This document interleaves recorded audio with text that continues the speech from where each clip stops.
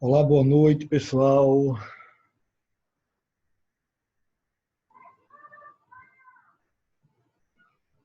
Boa noite, Débora, Júlia, Raíssa.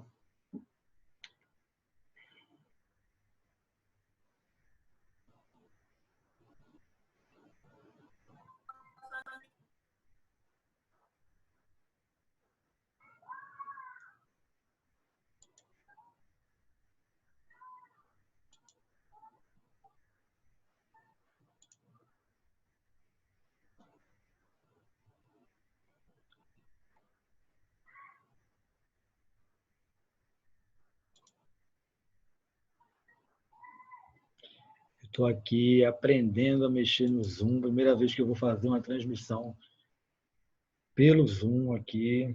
Estou aqui tentando, enfim, acho que agora vai dar certo.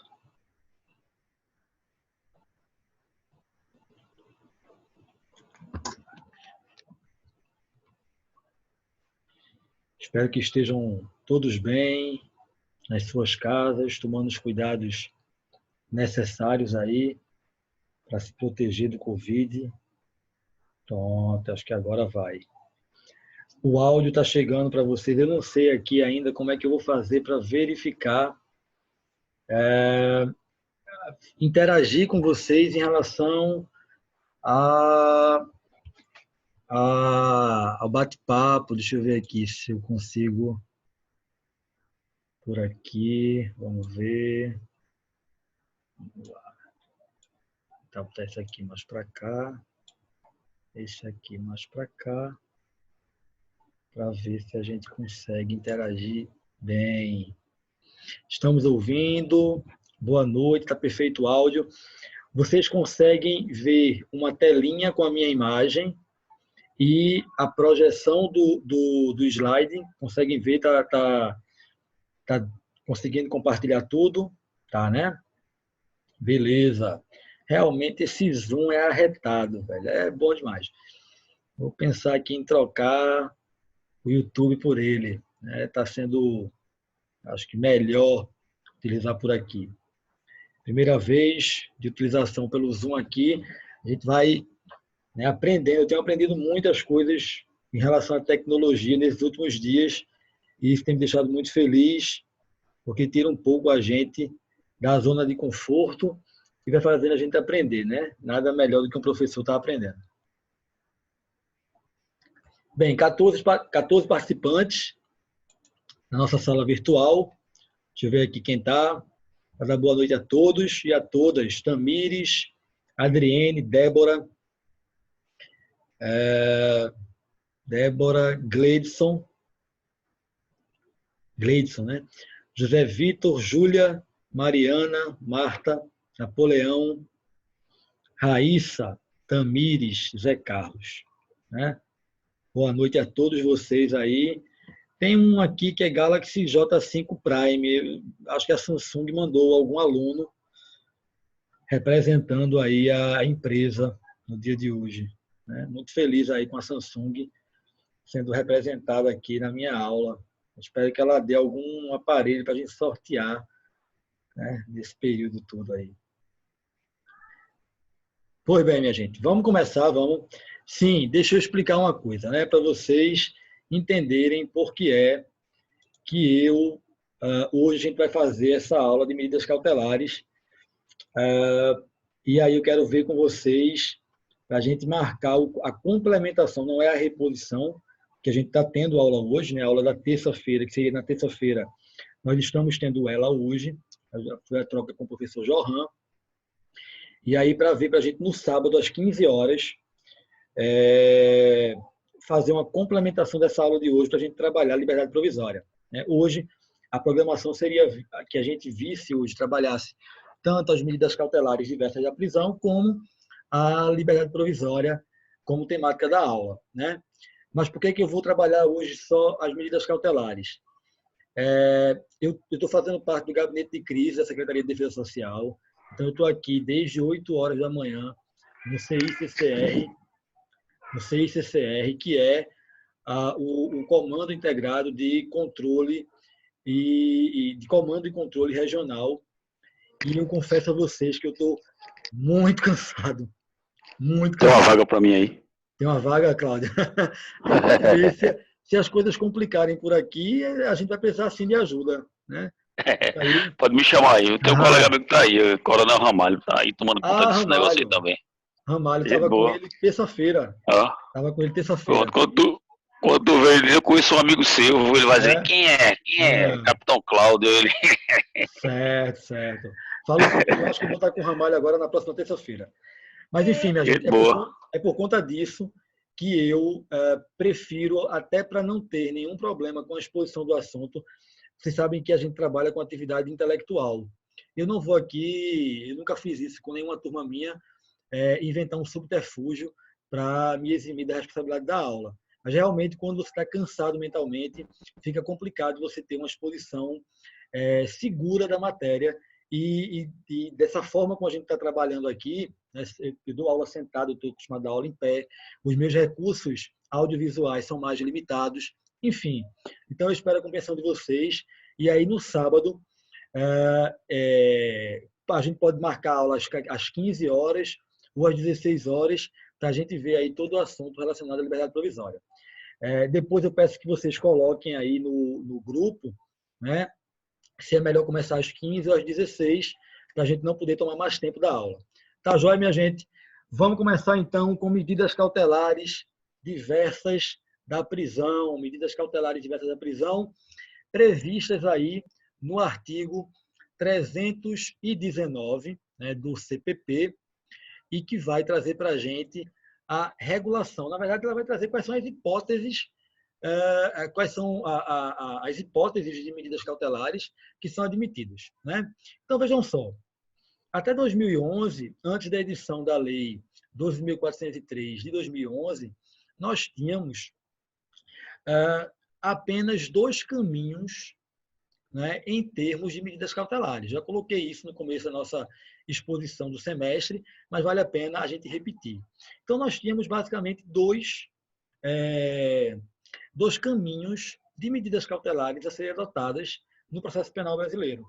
Ou a gente adotava a prisão, né, a prisão cautelar, ou a gente mantinha o sujeito em liberdade provisória, né? Nós não tínhamos um terceiro caminho, nós não tínhamos um sistema multiportas como nós temos hoje. O sistema que nós tínhamos era um sistema dual, né? Nós tínhamos dois caminhos a seguir.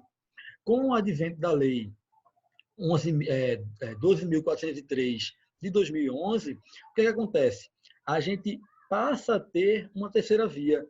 A gente passa a ter um terceiro caminho possível em relação às medidas cautelares pessoais. Isso porque, em algumas situações, a liberdade provisória ela não era recomendável e aí acabava se adotando uma medida extrema de privação de liberdade cautelar do indivíduo, do investigado, do acusado, não é? E muitas vezes aquela medida cautelar prisional não era a mais adequada para a situação, mas também era a única possível diante da impossibilidade de manter esse agente é, é, é, em liberdade provisória, né? Então, você tinha lá uma situação em que, por exemplo, para não ter contato com determinada vítima ou para não ter contato com testemunhas do processo, né, decretava-se a prisão preventiva por conveniência da instrução criminal, quando, na verdade, né, era possível, nas circunstâncias do caso concreto, apenas determinar que aquele sujeito mantivesse distância com a vítima, né? E aí, com a vítima ou com testemunha, etc. Né? E aí, evidentemente que uma decisão dessa natureza demandaria uma fiscalização, por exemplo, um monitoramento eletrônico. Mas como seguir, como adotar essas medidas cautelares quando, à época, elas não existiam? Quando, à época, não havia essa previsão? O CPC de 2015, ele garante ao juiz um poder geral de cautela, salvo engano, no artigo 269, 279, por ali, né? Não lembro de cabeça, o dispositivo do CPC que trata do poder geral de cautela, que permite ao juiz aplicar medidas cautelares que não estejam previstas no CPC de modo expresso, né? mas que sejam medidas cautelares inominadas aplicadas em razão do poder geral de cautela a que está incumbido o juiz. O grande problema é quando a gente traz esse poder geral de cautela para o processo penal. Porque como o processo penal ele é mais rígido por envolver a liberdade de locomoção do indivíduo, então a doutrina processualista penal ela entende de modo majoritário de que não seria possível nós adotarmos um poder geral de cautela no processo penal, justamente porque envolve bens jurídicos mais relevantes, envolve a liberdade deambular, de modo que você precisa saber quais são as medidas que você está sujeito na qualidade de investigado ou de acusado, para não ser surpreendido com a adoção de uma medida cautelar inominada, não é? Que não está previsto no Código de Processo e que, portanto, poderia surpreendê-lo em relação à eventual restrição da liberdade de locomoção. Então, por conta disso, né, a gente tem um rol previsto no CPP, que ele não é um rol taxativo, mas eu explico, ele não é um rol taxativo porque outras legislações, como a Lei Maria da Penha, como a Lei de Drogas, trazem situações, trazem medidas cautelares diversas da prisão no seu bojo. Não é? A Lei dos Crimes contra o Sistema Financeiro Nacional, né? Que permite o afastamento de sócio, acionista, enfim, sócio administrador da empresa por investigação em crimes envolvendo lavagem de capitais, ou crimes envolvendo prática de crimes contra o sistema financeiro nacional, perdão.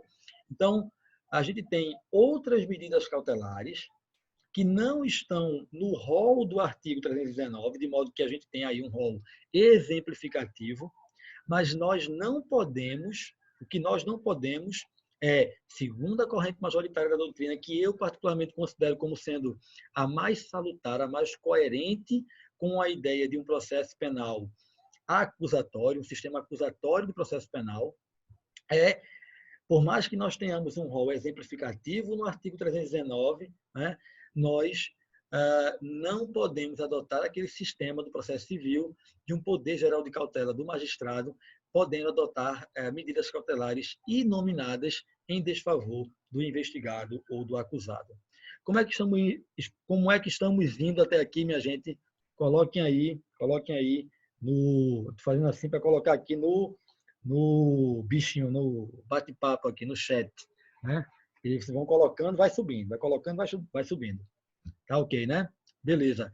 Alguém me perguntou aqui alguma coisa sobre YouTube. Deixa eu ver aqui.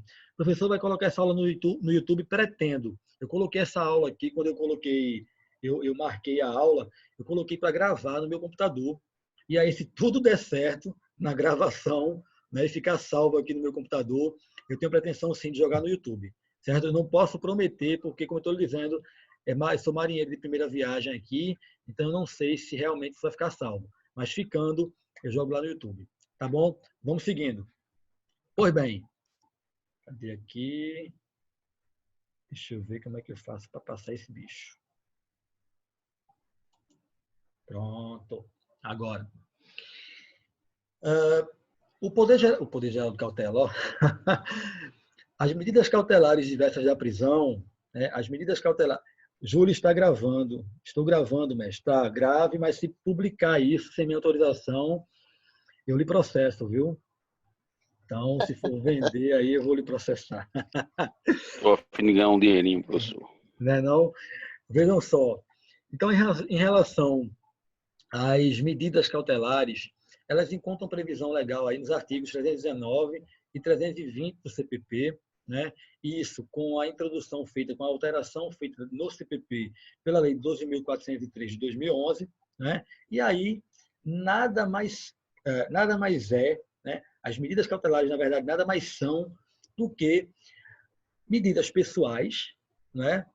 Que não são de natureza prisional, são de natureza pessoal, que vai restringir a liberdade de alguém, mas sem privá-la, né? E que estão submetidas aí a uma cláusula, a cláusula de reserva de jurisdição.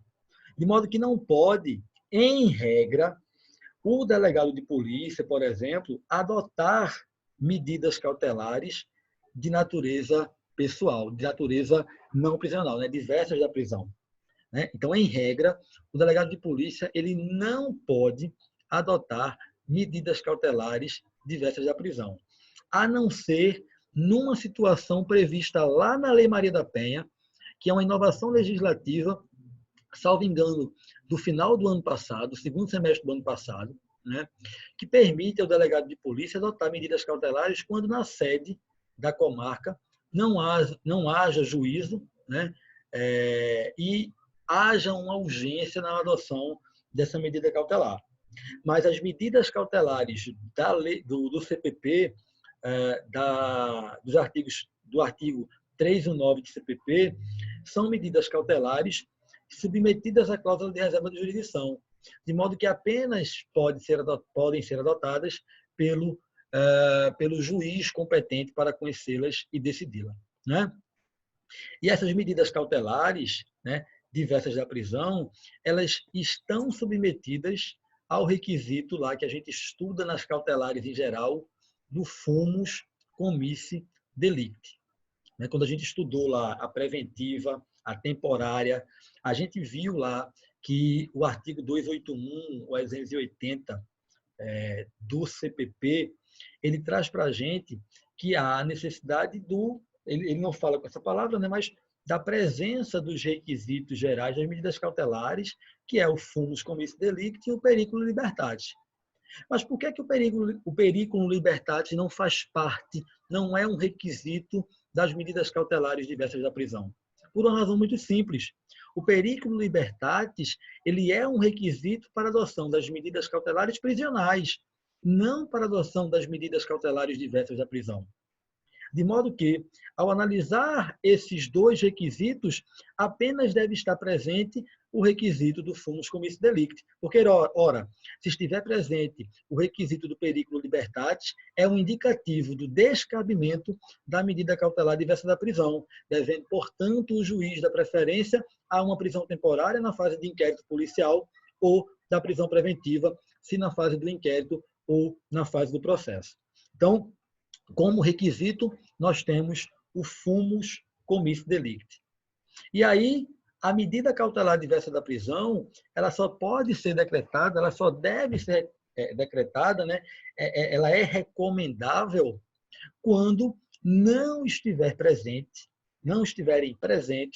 os requisitos que autorizam a decretação da preventiva ou que autorizem a decretação da temporária. Ou seja, não sendo a situação de manter em liberdade provisória, né, ou em liberdade plena, mas também não sendo uma situação extremada de você ter que decretar uma medida de privação de liberdade cautelar, ou seja, verificando o juiz uma situação intermediária entre a liberdade e a prisão, então o caminho a ser trilhado, o caminho a ser seguido, a medida a ser adotada serão, na verdade, as medidas cautelares diversas da prisão. E aí a gente tem esse conceito que eu coloquei, eu fui explicando o conceito para vocês, mas lendo ele da forma como está aí no material, tratam-se de medidas cautelares pessoais, submetidas à cláusula de reserva de jurisdição, né, submetida ao requisito do fumus comissi delicti e adotada nas situações em que não for recomendável decretar a prisão preventiva ou a prisão temporária, submetendo o indivíduo a restrições de liberdade. Então, pode acontecer de, no momento em que estiver analisando a prisão em flagrante, já na audiência de custódia, o juiz verificando que não é caso de liberdade provisória, que não é caso também de converter o flagrante em preventiva, ele, desde aquele momento, decretar uma medida cautelar diversa da prisão. Tamir Sá está me perguntando o seguinte: seria uma medida menos rigorosa, tendo em vista, vou mais para cá, senão não vejo, tendo em vista que atingiria o mesmo efeito da preventiva? Veja, Tamires, é menos rigorosa, sim, é menos rigorosa, mas é preciso saber se ela vai atingir ou não a finalidade buscada pela preventiva. Se ela não tem o mesmo efeito. Cuidado com isso, né? Não é que ela tenha o mesmo efeito, porque ela é uma medida restritiva, a preventiva ela é uma medida privativa da liberdade. Então, ela não tem o mesmo efeito. Mas o que a gente pode imaginar se ela atingiria a mesma finalidade que seria atingida pela preventiva. Ora, a preventiva ela é mais rigorosa, a preventiva ela é mais pesada, ela é mais pesarosa para o sujeito. Então, eu só posso adotá-la, eu só posso decretá-la como uma última ratio. Eu só posso decretá-la como uma última medida cautelar pessoal, né? E aí, se eu perceber que eu consigo atingir a finalidade que eu atingiria com a preventiva, mas sem adotar essa medida extrema e gravosa da preventiva, então é mais adequado se decretar a medida cautelar diversa da prisão. Eu espero ter lhe respondido. Tamires Sá. Tá joia? Aplicabilidade, né? Vejam, de acordo com o CPP, salvo engano, artigo 282, as medidas cautelares diversas da prisão, elas podem ser decretadas, né, tanto aos procedimentos regidos pelo CPP, tanto nos procedimentos regidos pelo CPP, como em procedimentos não regidos pelo CPP. Nós temos procedimentos, né, que são regidos, ritos procedimentais, ritos processuais, que são regidos pelo Código de Processo, como o rito comum ordinário, o rito comum sumário, né, como o procedimento especial do júri, como o procedimento especial dos crimes praticados, os crimes inafiançáveis, afiançáveis praticados por funcionário público, os crimes contra a honra, o procedimento dos crimes contra a honra, o procedimento dos crimes contra a propriedade imaterial. São todos procedimentos, ritos procedimentais que são regulados pelo CPP. Mas nós temos outros procedimentos que não são regulados pelo CPP. Procedimento sumaríssimo, né? Procedimento comum sumaríssimo, regulado pela Lei 90/99. Os procedimentos adotados em sede de tribunal, salvo engano, a 8.038 de 90, salvo engano, né? Eu posso estar aí meio cansado de esquecer, mas se eu não me engano é 8.038 de 90. Procedimento de drogas, procedimento da Lei de Drogas, né, que tem um procedimento próprio na Lei 11.343 de 2006. Então, nós temos uma série de procedimentos que estão fora do CPP, mas as medidas cautelares diversas da prisão poderão ser aplicadas tanto nas situações envolvendo procedimentos previstos no CPP, como procedimentos previstos fora do CPP. E aí, a adoção das medidas cautelares, ela pode ser de modo isolado ou de modo acumulado. Eu posso adotar uma medida cautelar, né, diversa da prisão isoladamente. Posso simplesmente chegar e dizer o seguinte, como medida cautelar diversa da prisão, adota-se o arbitramento de fiança, nas hipóteses em que a lei admite.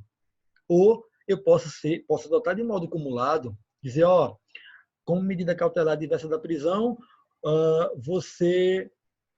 Está aparecendo o quê? Um retângulo? Está aparecendo um retângulo. Está aparecendo assim, um retângulo cinza na lateral do slide do senhor.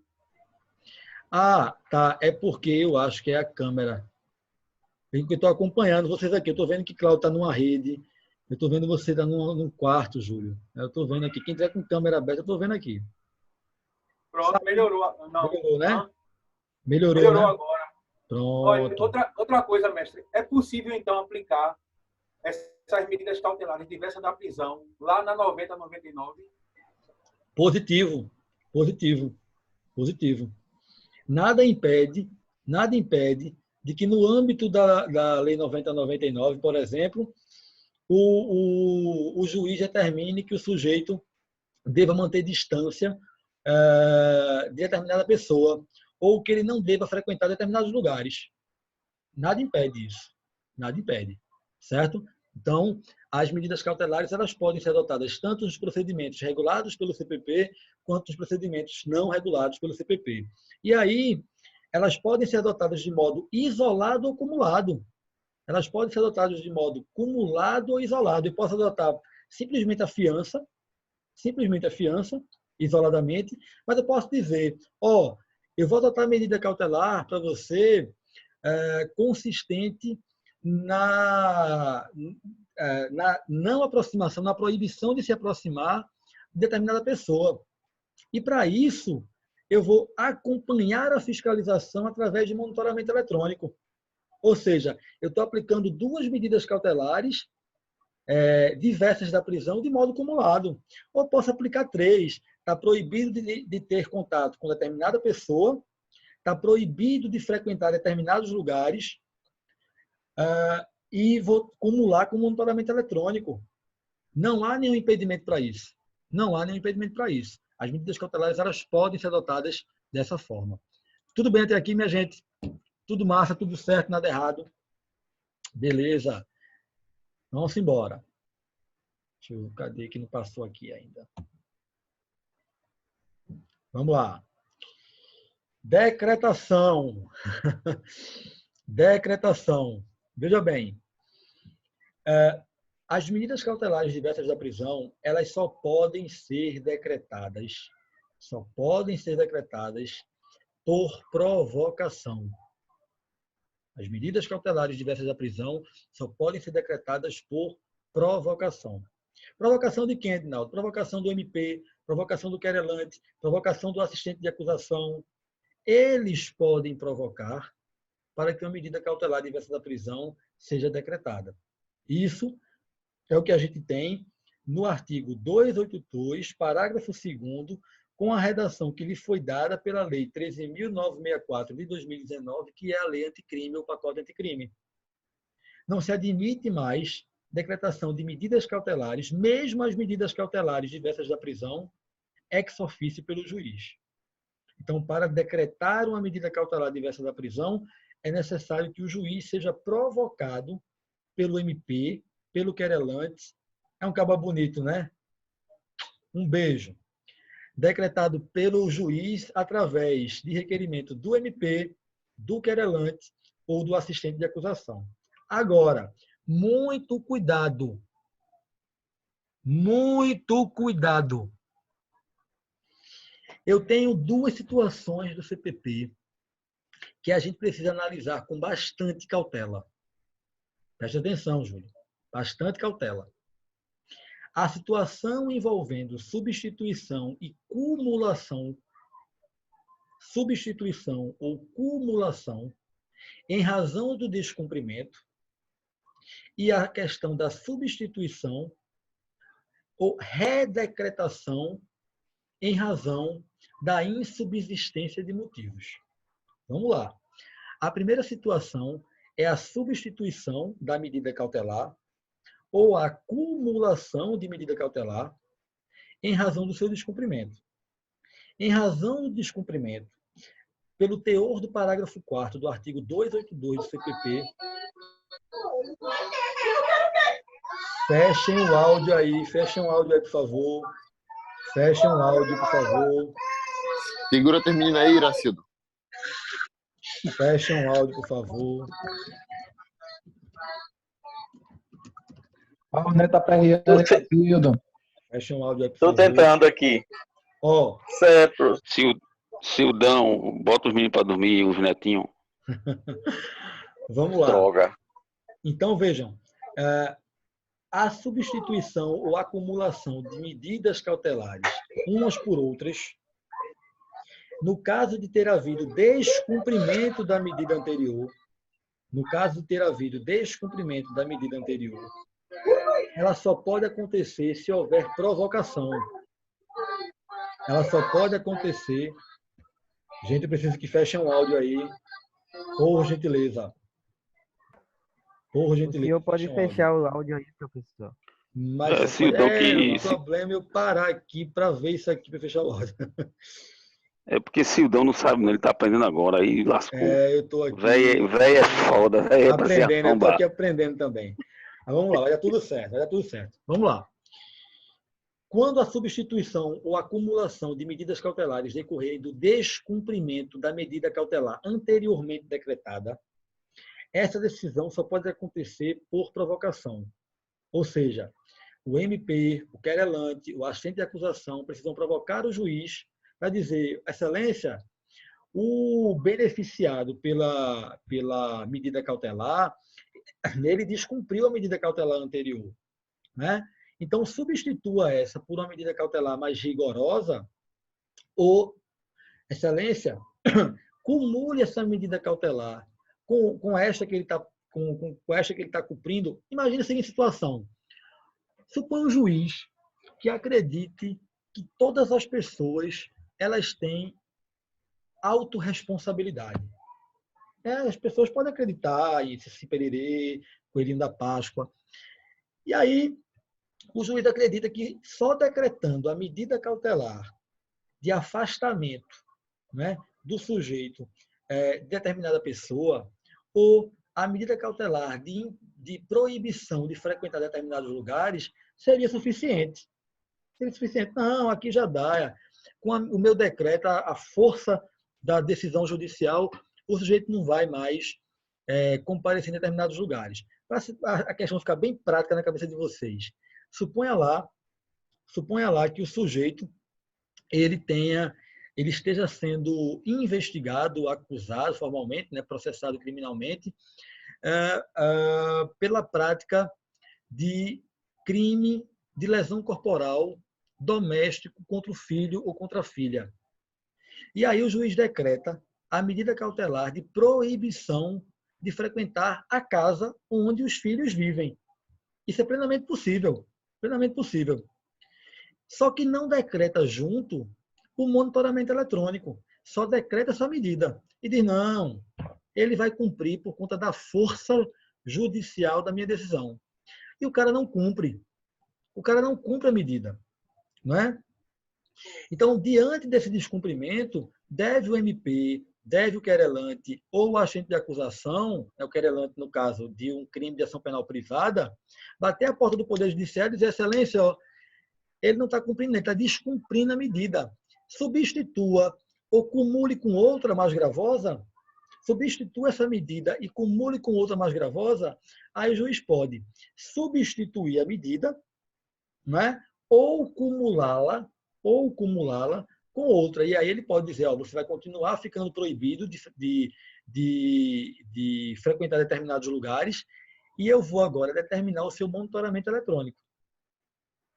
Isso pode acontecer desde que haja provocação.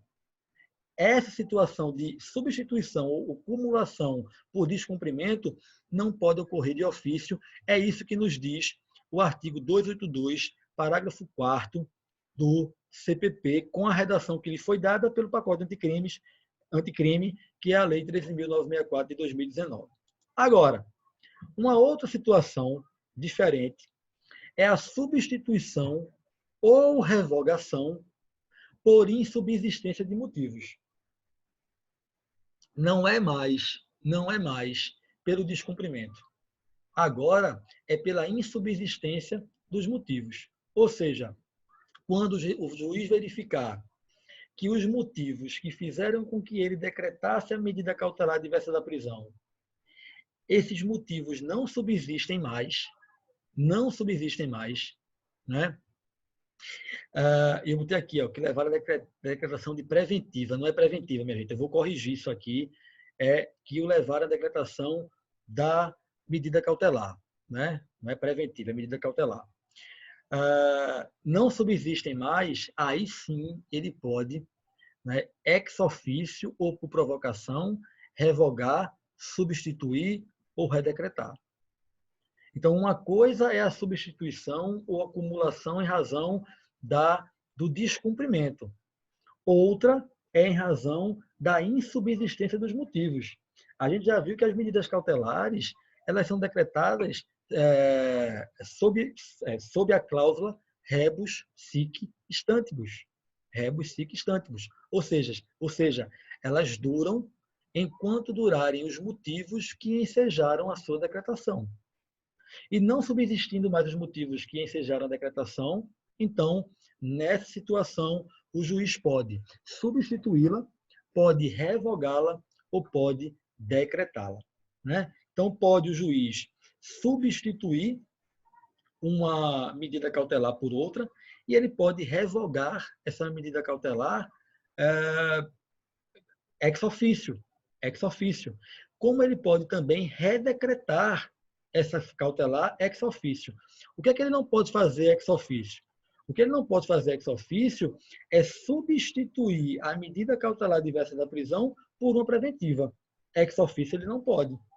Ex officio ele não pode, né? Mas substituir uma cautelar por outra ou revogar a cautelar quando não subsistirem mais os motivos que levaram à sua decretação, isso ele pode fazer.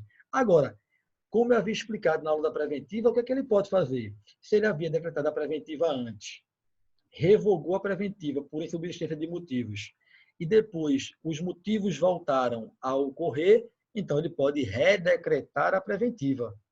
Então, nesse caso, ele pode redecretar a preventiva sem nenhum problema. Quais são os pressupostos para que a gente tenha a possibilidade de decretar... Espera aí, deixa eu ver aqui. Tem uma pergunta aqui. Deixa eu parar aqui para ver. Deixa eu ver. Deixa eu ver aqui. Espera aí.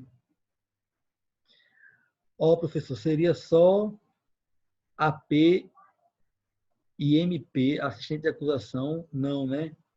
Não entendi, Dayana.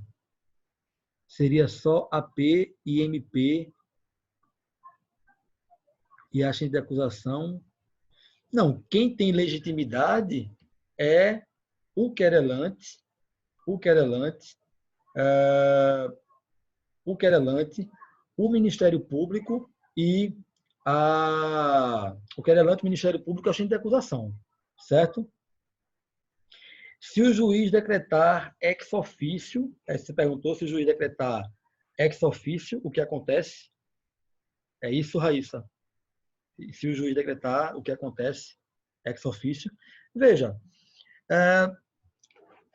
a decretação ex officio, ela vai ser considerada uma decretação irregular, contraria a lei processual penal, né?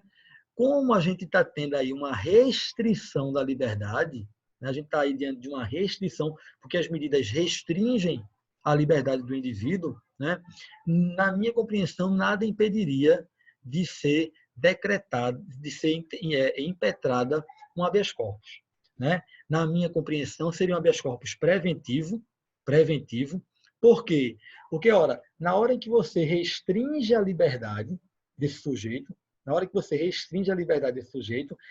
você já está diminuindo a liberdade pública dele,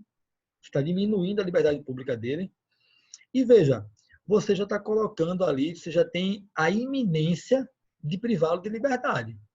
Né? Na minha compreensão, a aplicação de uma medida cautelar diversa da prisão, ela é um antecedente de uma privação de liberdade, o que pode desafiar um habeas corpus preventivo, né? O que pode acontecer com o habeas corpus preventivo, certo? A autoridade policial não pode adotar medidas cautelares que não sejam prisionais, né, professor? Exatamente, né? A gente não tem aí a possibilidade de adoção de medidas cautelares por parte da autoridade policial, a não ser na Lei Maria da Penha, de modo excepcional, quando não houver juízo na comarca em que o fato se deu, né? A gente tem uns requisitos lá na Lei Maria da Penha, não me lembro todos de cabeça agora, mas a gente tem lá uma possibilidade excepcional de adoção de medida cautelar da Maria da Penha em relação à violência doméstica familiar contra a mulher pelo delegado de polícia. Deixa eu ver aqui. Eita, deixa eu ver aqui, Dayana, por favor. Vamos ver. Deixa eu ver aqui.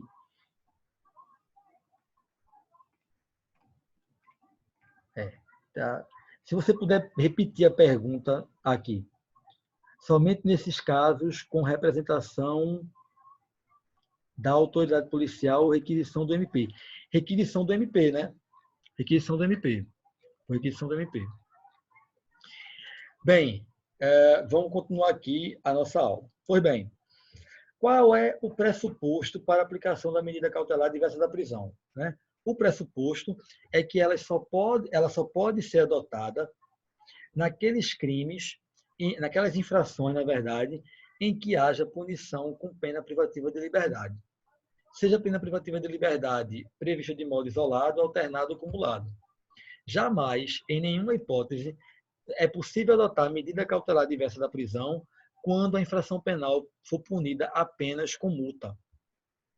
Quando a infração penal, objeto de investigação, objeto de persecução, na verdade, ela for punida apenas com multa, a gente não pode adotar as medidas cautelares diversas da prisão.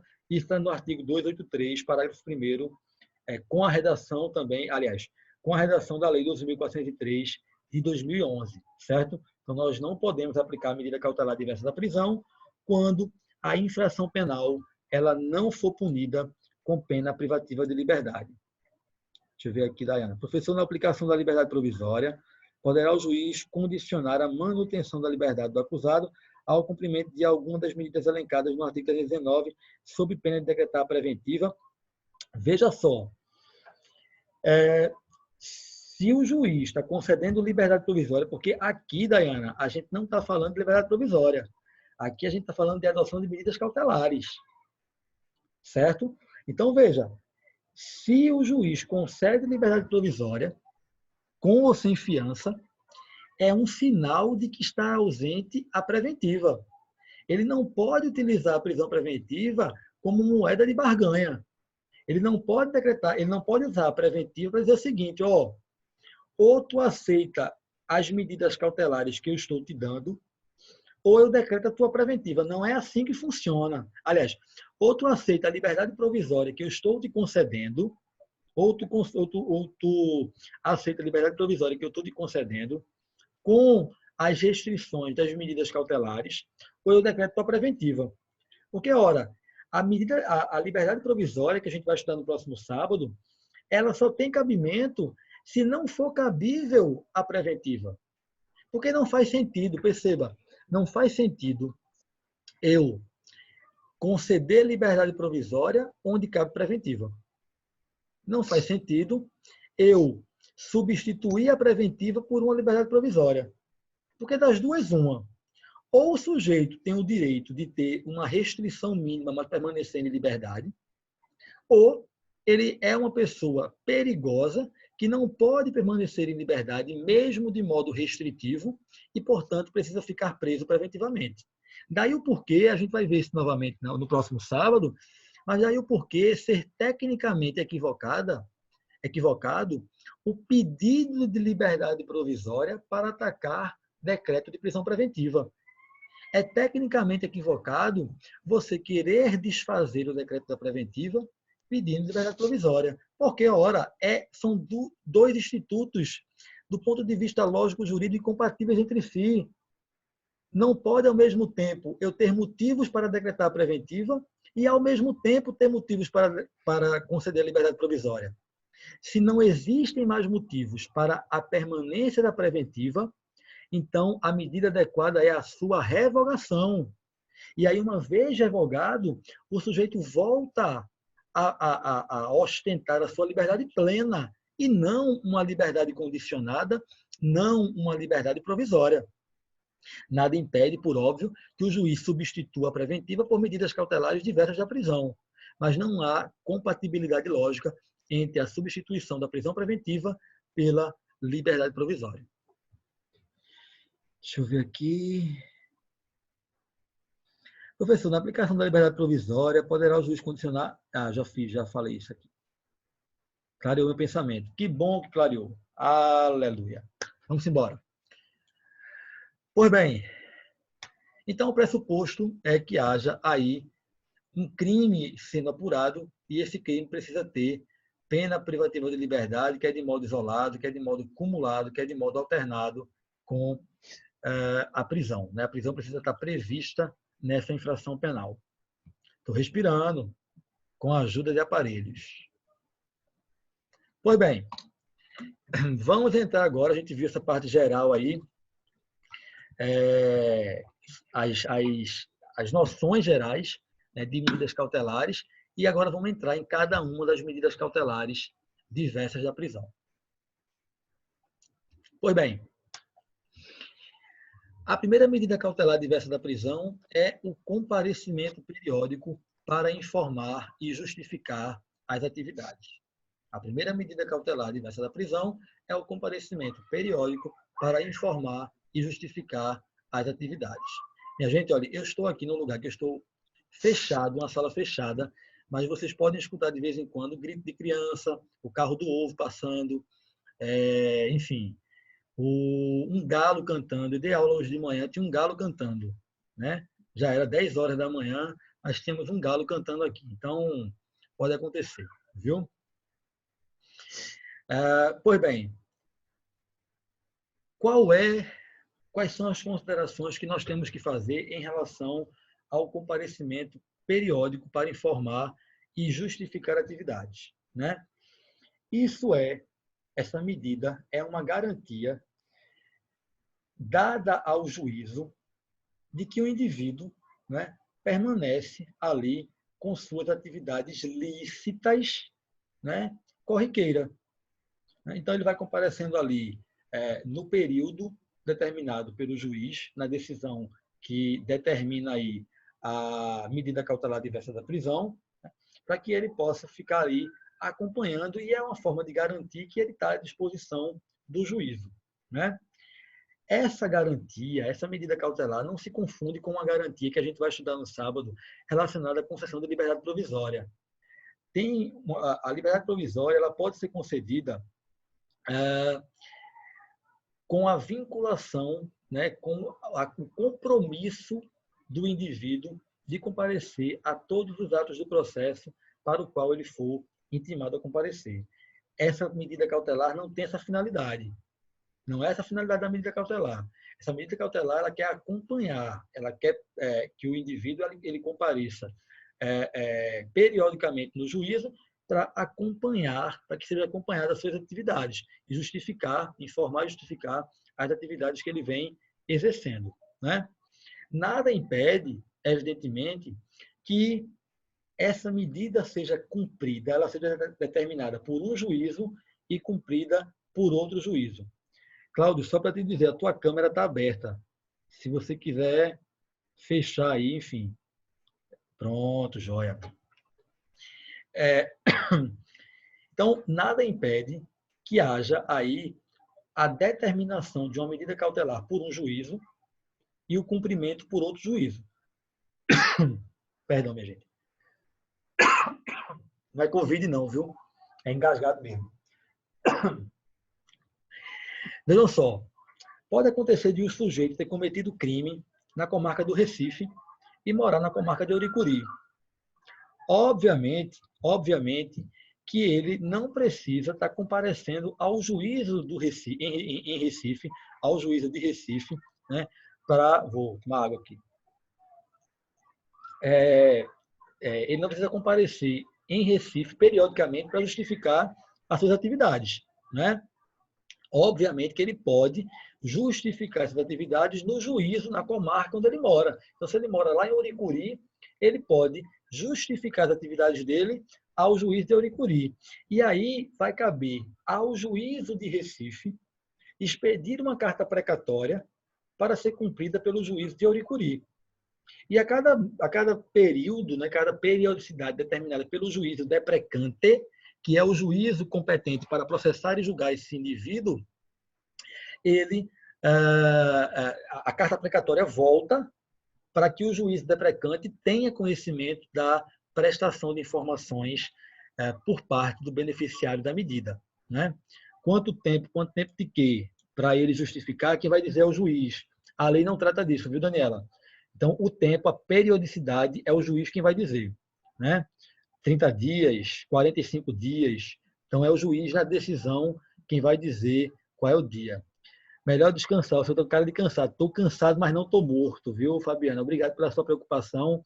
Mas enquanto vida eu tiver, o pau vai comer na moleira. Então, a gente vai continuar aqui do mesmo jeito. Teve uma pergunta aqui que eu vi. Deixa eu ver. De quanto em quanto tempo? Pronto, já respondi isso. Tudo bem que na prática o cara não justifica nada, apenas assina e vai embora. Vai depender muito do juízo, viu, Júlio? Vai depender muito do juízo. Porque o juiz pode não aceitar, o Ministério Público pode não aceitar, entendeu? Então vai depender muito do juízo, essa justificativa que ele vai apresentar. Tá joia? Pois bem, vamos continuar. Ora, por ser uma decisão, né? Por ser uma decisão relacionada a um comparecimento pessoal, obviamente, ela não pode ser executada, ela não pode ser cumprida por procuração. Né? Não pode o indivíduo mandar um procurador para justificar. É ele quem tem que comparecer. É ele quem tem que comparecer. Certo? É ele quem tem que comparecer. Indireta de quê, minha gente? Sentir a indireta. Vocês são muito fofoqueiros e muito maldosos. Né? Deixa o professor de fora daí desse debate sobre indireta. Né? Ah, tá. Bem, eu fosse ele, eu não falaria muito a respeito desse caso específico, porque ainda está em tramitação. Né? É melhor não falar muito, né, desse caso está em tramitação para não se envolver aí em situação comprometedora. Né? Vamos lá. Então, não admite o cumprimento por procurador. Né? Não admite cumprimento por procurador.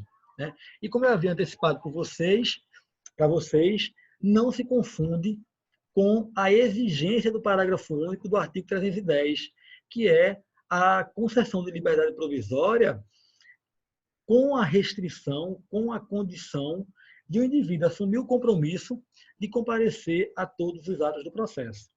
Não se confunde. Óbvio, nada impede de o juiz fazer essa exigência.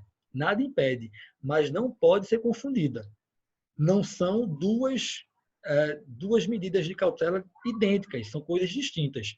Uma é a medida cautelar diversa da prisão de comparecimento periódico, outra é a condição imposta para a concessão de liberdade provisória de que o indivíduo beneficiário pela medida, ele seja... Agora deu uma moléstia aqui da gritaria. Para que ele possa comparecer em juízo, para que ele assuma o compromisso de comparecimento em juízo a todos os atos do processo no qual ele for intimado a comparecer.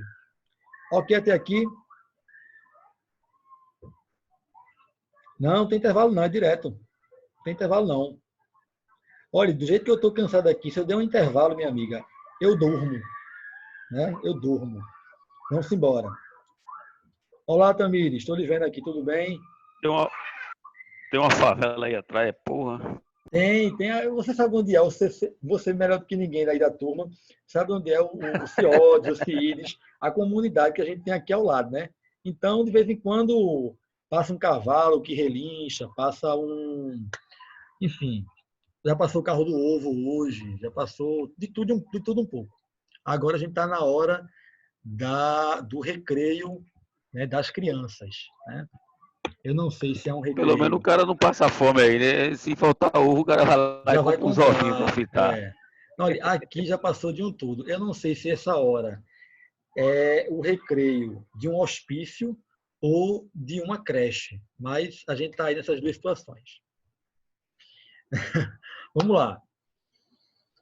Pois bem, além dessa hipótese do comparecimento, a gente tem uma outra hipótese, que é a proibição de acesso e frequência a determinados lugares. Proibição de acesso e frequência a determinados lugares. Quais são as considerações que a gente tem a fazer sobre isso? Né? Essa medida cautelar, ela só pode ser aplicada o parágrafo único do 310. Parágrafo único 310. Não, o monitoramento eletrônico ele está no 319. O monitoramento eletrônico também está no 319. Certo? Cuidado para não confundir. Vamos lá. Essa proibição de acesso e frequência a determinados lugares, ela só vai poder ser adotada nas situações que houver uma correlação, né? O sujeito cometeu um determinado crime, ou está sendo investigado, né? Ou está sendo aí apurado a suposta prática de um determinado crime, que exija o afastamento desse indivíduo, né, da frequência ou de acesso a determinados lugares. Veja que a lei ela foi bem rígida em relação a cautelar. Não é só a frequência, o acesso, né, já é proibido. Porque o acesso ele transmite para a gente a ideia de um comportamento isolado. É o ingresso, um comportamento isolado. A frequência é algo habitual, é algo corriqueiro, né? Então, o que a medida cautelar visa é coibir os dois, é proibir os dois. Nem acessa, nem frequenta. Nem acessa, nem frequenta. Certo? Mas tem que haver uma proporcionalidade. Aí tem que haver proporcionalidade não, tem que haver uma razoabilidade. Tem que haver uma correlação entre o que está sendo apurado e a medida cautelar adotada, para que não haja uma restrição desarrazoada da liberdade do indivíduo em relação a um crime em que não haveria a necessidade de você decretar esse tipo de medida cautelar. Essa restrição ela pode compreender locais públicos, ou seja, suponha lá que o indivíduo ele está sendo acusado, né, ou investigado de ter cometido aí Cláudio, eu vou te pedir só para tu fechar a câmera, por gentileza, porque o movimento me atrapalha um pouco. O movimento da câmera aqui vai tirando minha atenção. Obrigado. Me diga uma coisa, Diga. A aplicabilidade dessa medida, ela é na fase do inquérito ou ela pode ser aplicada na fase processual? Veja, ela pode ser adotada na fase de inquérito desde que haja requisição do MP. Né? Desde que haja requisição do MP. Certo? Okay. Pois bem, no caso da proibição, mestre, desculpa perguntar. Deixa eu ver aqui. Desculpa perguntar quantas questões caem em prova desse assunto. Olha, Júlio, você está perguntando da minha prova ou de provas em geral, provas de concurso?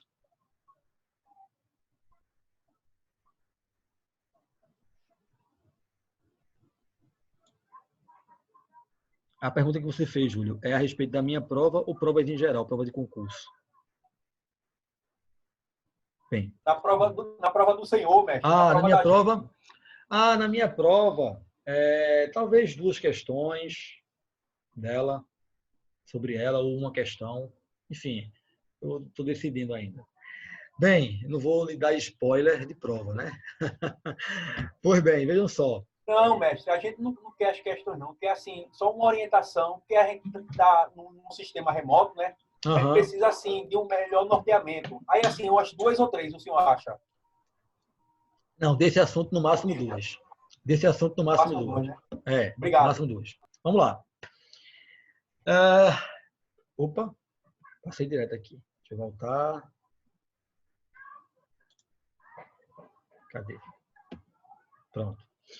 Então, essa medida ela pode ser adotada para impedir que o sujeito frequente ou acesse locais públicos, né? Locais públicos, como, por exemplo, uma praça, né?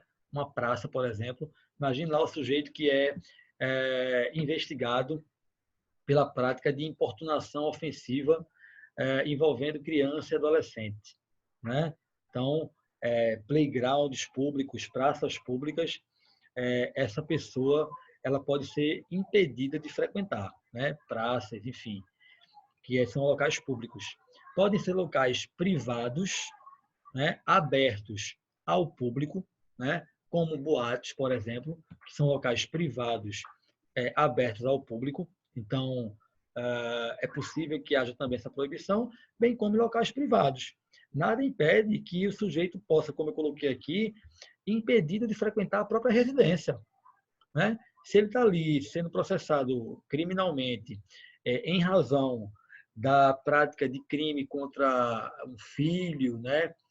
Por exemplo, que aí isso não seria a esposa, porque aplicaria a Maria da Penha, mas ele sendo investigado ou acusado de praticar um crime contra um descendente, ou até mesmo um ascendente, se for uma pessoa que mora com os pais, né? Ele pode ficar, inclusive, proibido de acessar e frequentar a própria residência, que é um local privado, certo? E aí, vejam, é necessário que o juiz diga quais são esses locais. Mestre, ele não pode... Numa fase de investigação, aí, no caso, cabe um contraditório? Veja, o CPP ele estabelece que as medidas cautelares, salvo a situação em que a oitiva da outra parte torne ineficaz a adoção da medida, ou, no caso de urgência, que todas as medidas cautelares, elas para serem adotadas, devem ser conferido contraditório para que haja a manifestação da parte contrária ao pedido, entendeu? Agora, se a adoção da medida cautelar ela for urgente ou a oitiva da parte contrária tornar ineficaz a adoção da medida, como, por exemplo, uma interceptação telefônica, né? Se eu ouvir a outra parte, a medida é ineficaz. Então, diante dessas duas situações, a gente pode ter a adoção da medida cautelar inaudita altera par, ou seja, eu não preciso escutar a outra parte para adotar a medida cautelar. Então, cabe recurso. A Raíssa está perguntando o seguinte: esses lugares são especificados ou seria somente locais públicos? Não, precisa especificar. Está aqui, ó. Deve ser adotado com indicação específica dos locais e correlação com a infração penal. Então, ora, eu não posso dizer o seguinte: o indivíduo ele está proibido de frequentar escolas, né? Escolas públicas, escolas particulares, porque ele agrediu o filho. Não posso fazer isso. Qual é a relação que tem entre a agressão do filho menor e o acesso ou a frequência a uma escola? Se ele trabalhar na escola, por exemplo, né? Tem que haver uma correlação entre a medida cautelar e o crime que o sujeito está sendo acusado de ter praticado, né? Sob pena de você estar aí diante de uma medida cautelar desarrazoada em relação à infração praticada, né? E, obviamente, essa medida cautelar, ela deva ser... Não é no local onde foi praticada a ação, não, Iracildo. Não é no local. É em locais que possam vir a contribuir com a reiteração criminosa. É proibir o acesso a um local que seja um local que permita a prática reiterada do crime, a repetição do crime, entendeu? Não é proibir só no local em que houve a infração penal. Não é só proibir o local. Por exemplo, se o sujeito está sendo investigado aí porque ele agrediu o filho em razão da ingestão de bebida alcoólica, por exemplo. Então, ele pode ser proibido de acesso e frequência a bares. Entende? Ele pode ser impedido de acesso ou frequência a bares, para justamente evitar. Óbvio que isso não vai ser um impedimento dele beber, mas é uma forma de dificultar a ingestão de álcool que pode acarretar aí na prática de infrações penais, né? Obviamente que essa medida ela tem que ser adotada cumulativamente com outra que garanta a sua fiscalização, né? Então, o mais salutar, por exemplo, é que numa adoção de uma medida como essa, a gente tem a adoção também de uma monitoração eletrônica. Uma monitoração eletrônica com finalidade restritiva, como a gente vai ver daqui a pouco, que é justamente para que seja feito o acompanhamento, né, o monitoramento desse indivíduo, para que ele não venha frequentar determinados lugares, como bares, por exemplo. Ok? Vamos seguindo.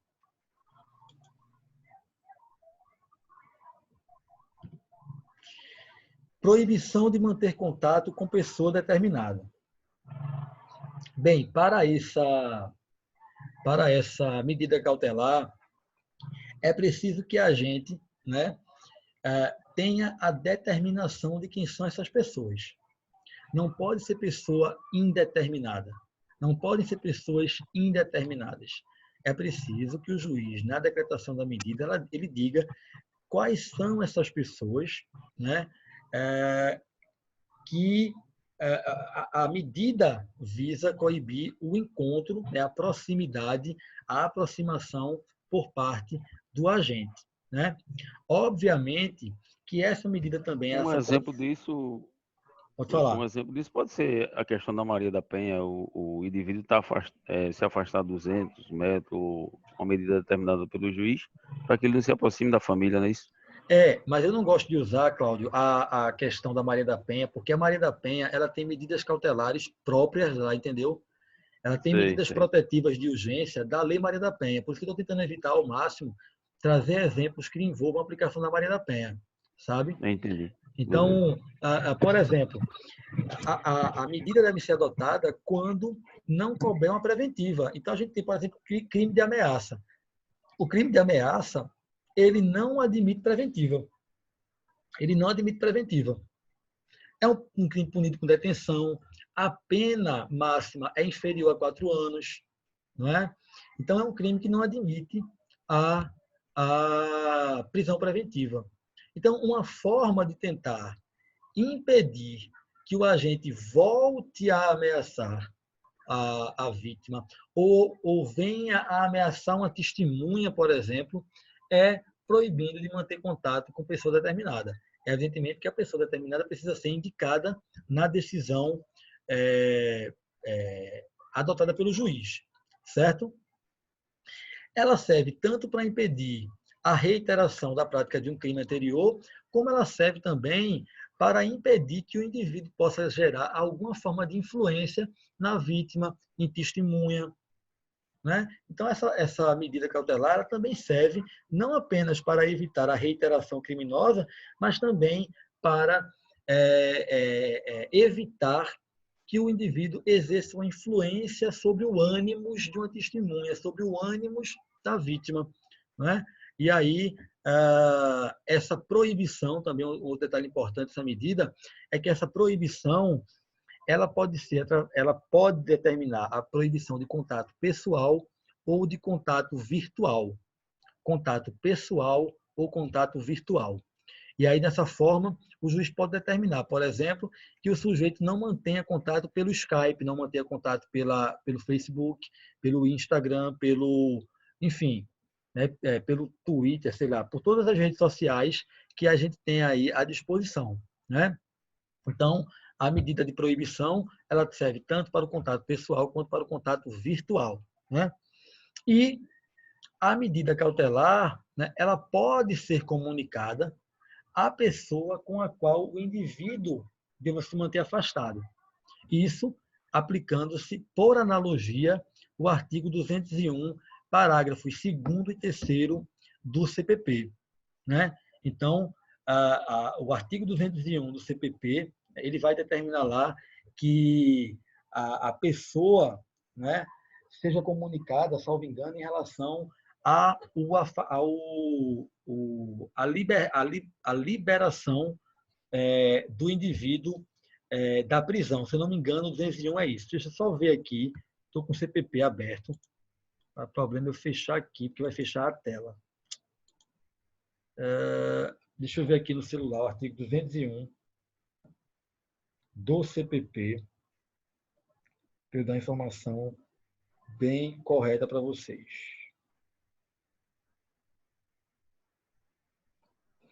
Artigo 201 do CPP. Bem, sempre que possível. Sempre que possível. Será. Isso. Sempre que possível, o ofendido será qualificado e perguntado sobre as circunstâncias da infração, quem seja ou presuma ser o autor, as provas que possa indicar, tomando-se por termo as suas declarações. E aí diz o artigo, o parágrafo 2º, né? 2º e 3º. O ofendido será comunicado dos atos processuais relativos ao ingresso e à saída, exatamente isso, do acusado da prisão, a designação de data para a audiência e a sentença e respectivos acórdãos que o mantenham ou modifiquem. Parágrafo 3º. As comunicações ao ofendido deverão ser feitas no endereço por ele indicado, admitindo-se por opção do ofendido o uso de meio eletrônico. Então, por analogia a esse dispositivo, nós temos aí a aplicação também quando houver aí adoção de medida cautelar. E por que eu estou dizendo isso, minha gente? Porque é importante que o ofendido saiba que foi adotada uma medida cautelar proibindo o autor do fato de se aproximar dele, porque ele passa também a ser um agente de fiscalização do Estado. Ele passa também a contribuir na fiscalização da medida cautelar. Porque, ora, se ele sabe que a medida cautelar foi adotada, ele pode comunicar às autoridades o seu descumprimento. Né? A gente tem um programa chamado de Patrulha Maria da Penha, que justamente serve para fazer, para atuar em conjunto na fiscalização do cumprimento das medidas protetivas da Lei Maria da Penha, certo? Então, a gente tem a possibilidade, né, utilizando o artigo 201, parágrafo 2º e 3º por analogia, para fazer com que haja uma fiscalização mais efetiva, porque ninguém mais do que o ofendido, né, para ter o interesse de que a medida cautelar de proibição de manter contato com ele, né, seja executada de forma adequada. Ok, minha gente, até aqui. Beleza? De Creuza. Mestre, bora dar uma paradinha para fazer xixi? Vamos, Júlio. 5 minutos, viu? Já que é xixi, é 5 minutos. Já é foda. Obrigado, QSL. Tá bom, 5 minutinhos. Enquanto isso, a gente vai conversando aqui alguma coisa, né?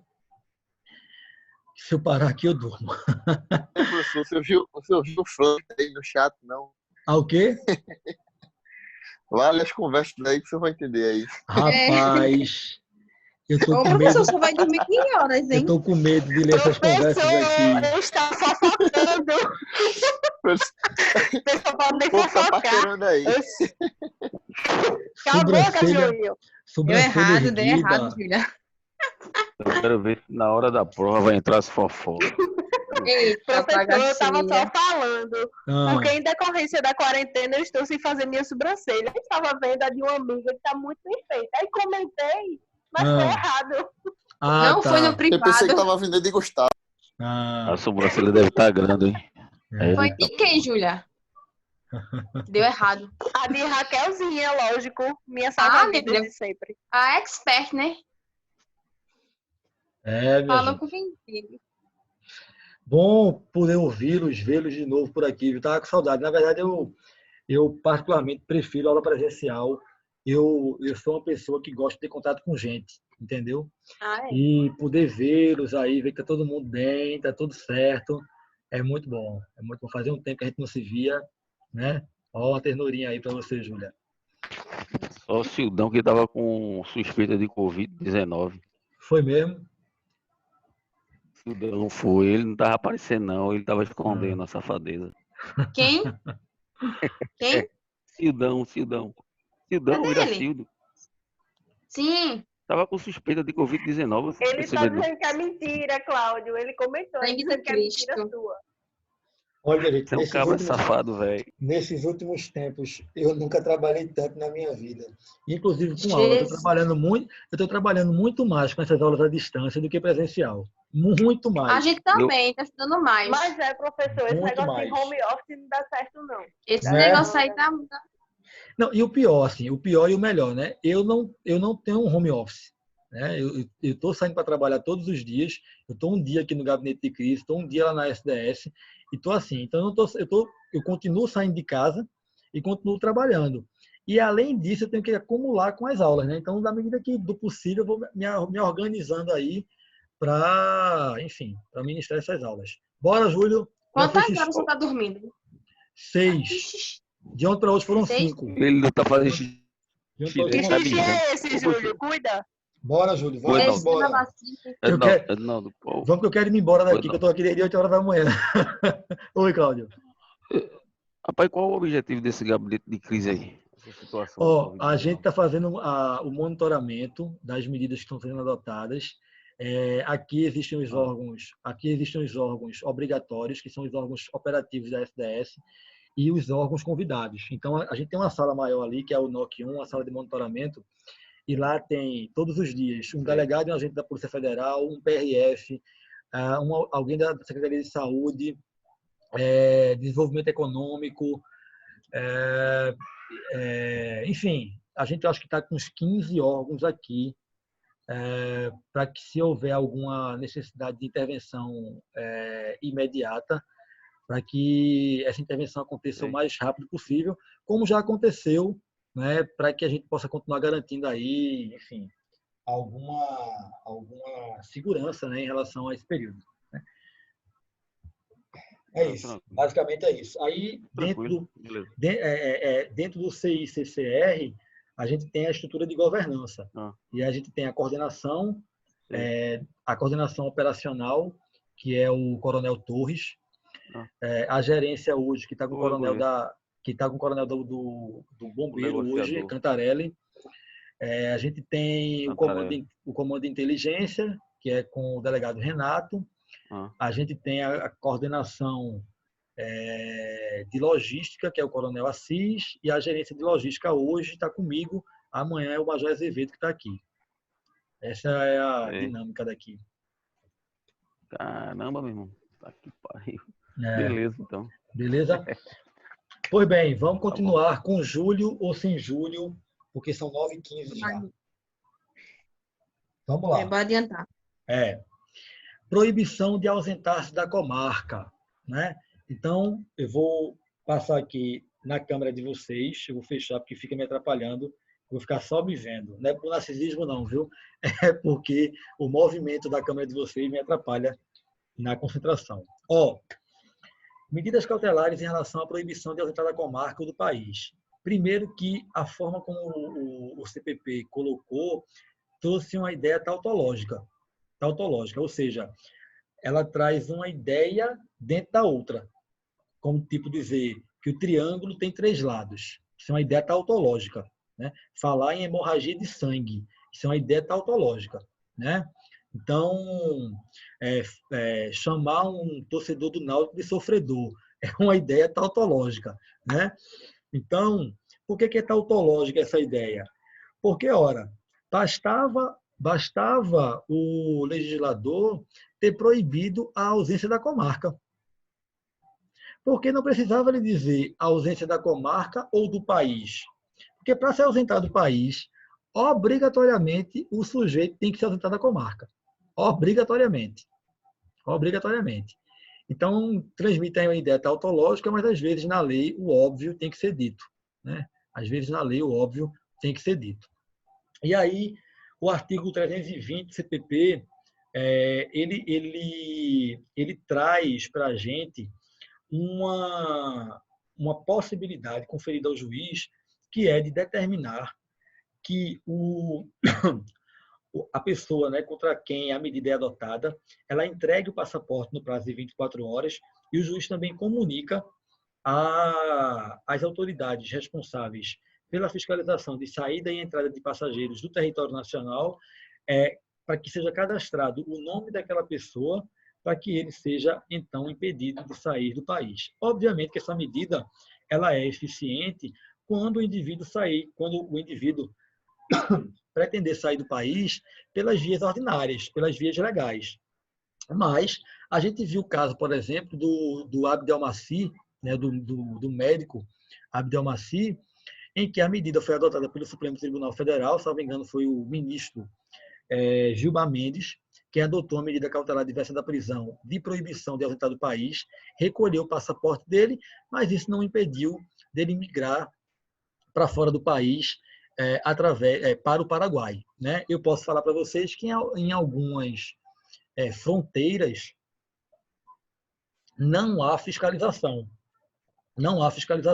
Por exemplo, Roraima, a cidade lá do Bonfim, que é em Roraima, com a Guiana Inglesa, né? Você entra pela Guiana Inglesa, o que separa o Brasil da Guiana Inglesa é uma cancela que fica levantada o tempo inteiro. Então, não há essa fiscalização, enfim, que torne essa medida eficaz apenas com a entrega do passaporte, né? Não há essa eficiência toda, não. Mas é uma das medidas cautelares diversas da prisão que a gente tem previsto aí no artigo 319 do CPP. Certo? Seguindo. Pronto, agora começou o brega funk do passinho. A gente merece isso. Não, quem gosta é Júlio, professor. É Guiana Inglesa, viu, Dayana? A fronteira de Roraima, né, da cidade chamada Bonfim, é com a Guiana Inglesa, não é a Guiana Francesa, não. Cadê? Recolhimento domiciliar noturno e em dias de folga. Né? Recolhimento domiciliar noturno e em dias de folga. Ou seja, essa medida cautelar ela é adequada para ser aplicada de modo menos gravoso para não atrapalhar as atividades lícitas corriqueiras do investigado ou do acusado, né? do sujeito acusado criminalmente. Então, é uma forma menos gravosa de restrição de liberdade, menos gravosa do que uma preventiva, por exemplo, e aí garante que o indivíduo, mesmo processado criminalmente, ele continue, se ele tiver um emprego, por exemplo, ele continue mantendo-se empregado, né? É uma medida que objetiva prejudicar o mínimo possível, né, as atividades corriqueiras desse indivíduo. E aí a gente tem essa medida baseada na autodisciplina e na responsabilidade, né? Os dois requisitos para que essa medida seja adequada é que o indivíduo tenha residência fixa e que ele tenha trabalho, né? Essa medida só pode ser adotada quando o indivíduo comprova que tem residência fixa e que trabalha. Agora, existe jurisprudência que permite a adoção da medida quando, embora não tenha trabalho, o indivíduo estude, né? Então, a frequência à faculdade, a frequência à escola, no caso de alguém adulto que frequenta escola para ensino para jovens e adultos, né? Então, mesmo não havendo trabalho, a jurisprudência entende que essa medida pode ser adotada no caso do indivíduo que estuda, certo? Obviamente que pode ser acumulada aí com o monitoramento eletrônico para realmente fiscalizar que aquela pessoa está, primeiro, frequentando a escola ou a faculdade ou frequentando o trabalho, e segundo, de que no período noturno e nos dias de folga, ela de fato está se recolhendo no seu domicílio. Suspensão do exercício de função pública ou atividade econômica ou financeira. Vejam só, essa medida cautelar, ela tem por finalidade evitar que o indivíduo se utilize da função pública que ele exerce ou do poder econômico que ele dispõe, né, para causar algum prejuízo, para causar alguma obstrução do processo, bem como evitar que, em razão dessa atividade, do exercício dessa função que ele exerce, ele venha aí a desfazer provas, né, a prejudicar provas, enfim. Então, essa medida ela só pode ser adotada quando houver justo receio de que, em razão do exercício da função pública ou da atividade econômica e financeira exercida pelo agente, ele possa causar prejuízos, ele possa prejudicar, ele possa causar embaraços à persecução criminal, né? E aí essa medida é voltada para duas situações. Para os funcionários públicos que cometem crime contra a administração pública, né, afastando essas pessoas da função pública que elas exercem, bem como em relação a crimes econômicos, crimes contra o sistema financeiro nacional, crime contra a ordem tributária, crime de evasão de divisas, enfim, a gente tem aí uma série de crimes societários. Então, a gente tem uma série de crimes de colarinho branco, uma série de crimes contra a ordem econômica e financeira que vão autorizar aí a aplicação da medida cautelar. E a gente volta a dizer, obviamente, que essa medida cautelar adotada, ela não pode ser adotada de modo isolado, sob pena de frustrar efetivamente a finalidade que se almeja com essa medida cautelar. Então, para adotar essa medida cautelar, é interessante que ela seja adotada com outra medida cautelar que seja cumulativa a ela. Essa medida cautelar, ela pode ser adotada de modo isolado, por exemplo, em casos de repercussão. Por quê? Porque em casos de repercussão, a própria mídia faz o papel fiscalizatório, né? Então, por exemplo, na Lava Jato, a gente teve medidas cautelares adotadas em relação à suspensão do exercício de função pública. A gente teve, por exemplo, essa medida adotada contra o antigo presidente da Câmara dos Deputados, ex-deputado Eduardo Cunha, né, de impedi-lo de exercer as atividades na presidência da Câmara dos Deputados.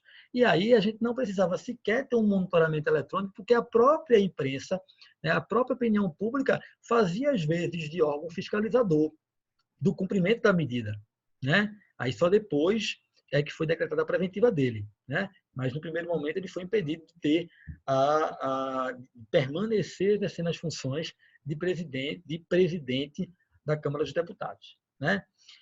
Segundo o STF, cuidado, informação importante de jurisprudência, galera. Segundo o STF, essa medida ela é totalmente compatível com o direito constitucional à livre iniciativa e aos valores sociais do trabalho, certo? Por quê?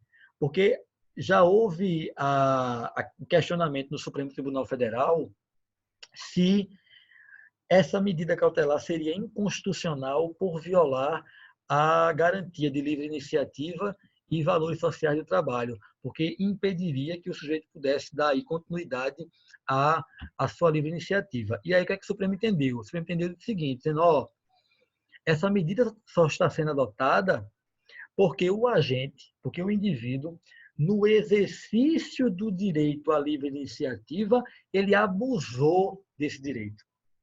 Então, a medida cautelar está sendo uma forma de combater o abuso do exercício de direito. E o exercício de direito abusivo ele não pode ser chancelado e tolerado pela ordem jurídica. De modo que não há nenhuma inconstitucionalidade em relação à adoção dessa medida quando ela é uma decorrência do abuso do direito do poder econômico, abuso do direito da livre iniciativa, e ela está visando justamente combater esse abuso. Ok, até aqui, minha gente. Posso continuar? Ô, mestre. Diga. Nesse último tópico que o senhor abordou aí, a medida é compatível com a livre iniciativa e os valores sociais do trabalho, devendo ser decretada em razão. É quando, assim, alguém abusa assim, do seu poder econômico e, digamos assim, traz prejuízos no sentido assim, da livre iniciativa e dos direitos do trabalhador, é isso? Também. Pode ser tanto em relação, por exemplo, a um lockout indevido, né? Pode ser em relação a um lockout indevido, pode ser também em relação a especulações que colocam em xeque como é que chama, meu Deus? A segurança não, a credibilidade do sistema financeiro nacional. Entendeu, Júlio? Então pode ser aí tem um crime, tem um tipo penal dos crimes contra o sistema financeiro nacional, que é a gestão temerária ou gestão fraudulenta, né? A gestão temerária ou a gestão fraudulenta, certo? Então, nessa situação, inclusive, um dos crimes que foi imputado ao Eike Batista, né? E aí uma situação como essa pode impedir que ele que ele atue nas empresas que ele vinha ali fraudulentamente fazendo a gestão. Entende? Então, vai depender muito da situação concreta. Entende? Obrigado. Por nada. Daiane aqui. Há fronteiras sim, professor, com o Amapá, Guiana Francesa. Não, eu sei que tem fronteira com o Amapá. O que eu falei foi a fronteira com Roraima. Roraima não é Guiana Francesa. Roraima é Guiana Inglesa. Certo? Mas a Guiana Francesa, ela faz divisa aí com o Amapá sim. Tá joia? Mas no meu exemplo eu tinha colocado com Roraima. Bem, A outra situação, a outra medida cautelar diversa da prisão, tem hora que se destrava aqui.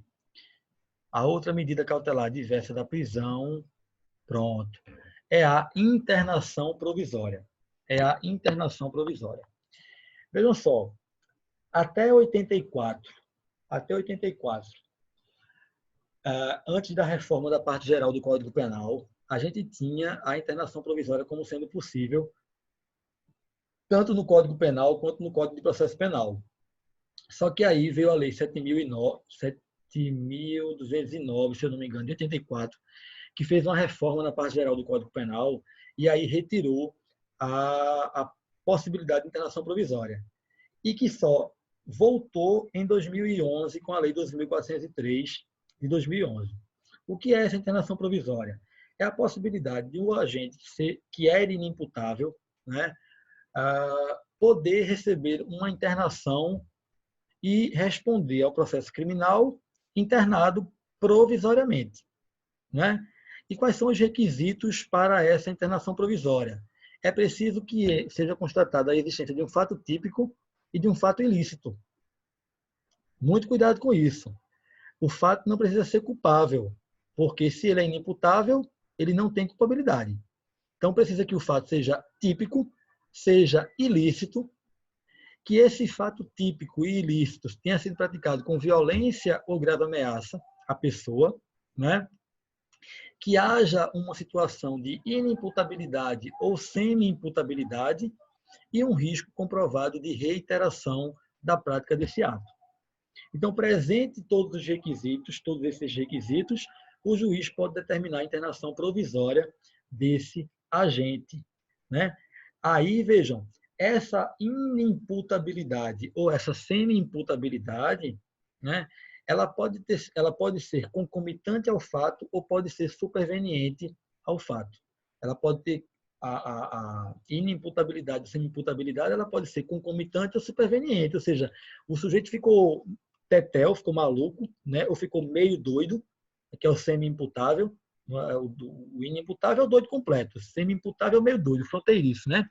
O doido completo é aquele que, por doença mental, desenvolvimento mental incompleto ou retardado, era ao tempo da ação da omissão totalmente incapaz de entender o caráter ilícito do fato. É o que diz aí o Código Penal, no caput do artigo 21, se eu não me engano, 26, se eu não me engano, 26.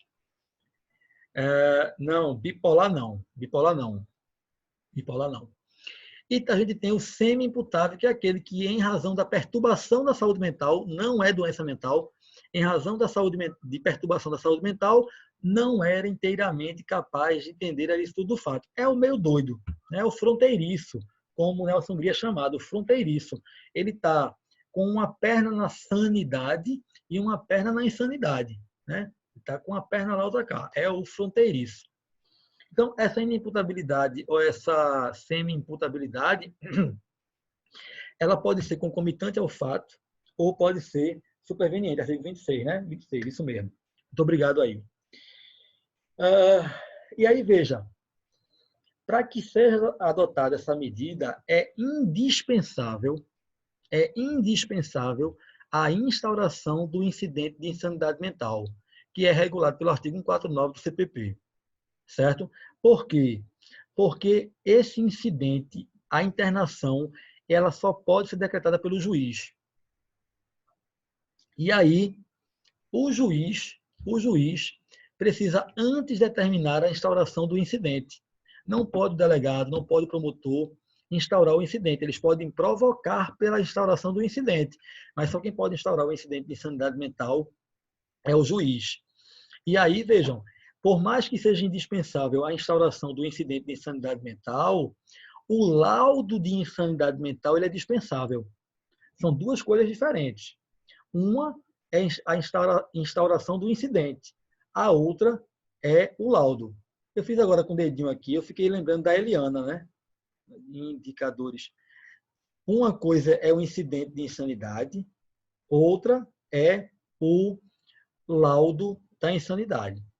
Para que haja a internação provisória, o incidente tem que ser instaurado. mas não há necessidade de que o laudo seja apresentado. Por quê? Porque vocês vão ver lá no artigo 149, o perito indicado para analisar a sanidade mental, ele tem um prazo de 45 dias, ele pode até pedir um prazo maior quando ele demonstrar que há complexidade na análise daquele indivíduo. Então, esperar que o laudo fique pronto poderia inviabilizar a aplicação da medida cautelar. O laudo é necessário para que o juiz decrete a medida de segurança ao final do processo. Mas a gente está diante aqui de uma medida cautelar.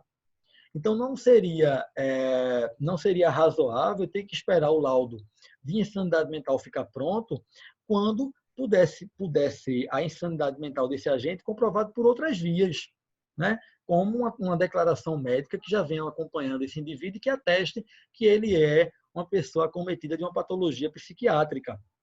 E aí deixar esse sujeito solto, por exemplo, poderia colocar em risco, né, a ordem pública, poderia colocar em risco a integridade da pessoa, por exemplo, contra a qual ele praticou o crime. Então, embora a instauração do incidente seja necessária, o laudo ele não é necessário para a adoção da medida cautelar de internação provisória. E essa medida deve ser, em regra, cumprida em hospital de custódia e tratamento psiquiátrico. Mas, se não houver vaga no hospital de custódia e tratamento psiquiátrico, nada impede de que esse indivíduo cumpra a medida, né, domiciliarmente, né, com o tratamento ambulatorial necessário. Ok até aqui, minha gente? Ok até aqui? Tá dando para acompanhar direitinho, beleza. Excelente, mestre. Meus parabéns, a aula é excelente. Muito obrigado, Júnior.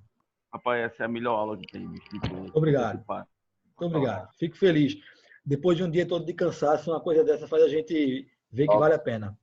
Pô, a gente estava esperando isso desde o segundo período, foi? Terceiro período. Olha aí. Pode tomar lá, Verdinaldo, eu me lembro.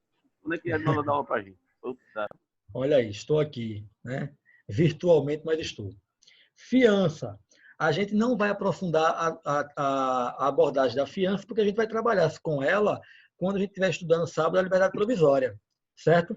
Mas o primeiro requisito para que a fiança seja adotada como medida cautelar é nas infrações que a admitem. Então, por exemplo, não se pode adotar como medida cautelar diversa da prisão a fixação, o arbitramento de fiança em crimes hediondos ou equiparados a hediondos. Por quê? Porque esses crimes não admitem fiança. Não admite fiança. Então, o primeiro requisito, o requisito para que essa medida cautelar seja adotada é de que haja aí a aplicação em relação a crimes, a infrações penais que a admitem. Quais são as hipóteses que vão admitir a fiança? Quais são as hipóteses que essa medida cautelar vai ser adotada, poderá ser adotada, né? Para assegurar o comparecimento aos atos do processo, para evitar a obstrução processual ou em razão de resistência injustificada à ordem processual, à ordem judicial, me perdoe, né? Então, a gente tem aí essas três hipóteses. Vejam, essa fiança aqui, muito cuidado com isso, muito cuidado.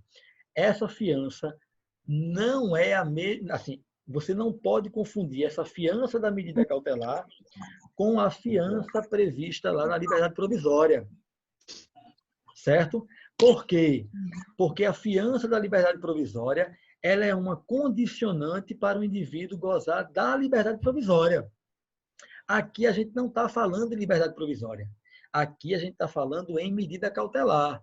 E a fiança aqui ela é uma das hipóteses de medidas cautelares e que não tem nada a ver com a liberdade provisória com o arbitramento de fiança. A gente vai ver que acumulada? Pode. Assim, não é que possa ser acumulada, porque ora, eu tenho que adotar a medida mais benéfica para o indivíduo na situação. Então, se eu posso adotar a liberdade provisória, que é a mais benéfica, eu não adotaria, em tese, a medida cautelar diversa da prisão da fiança. Entendeu?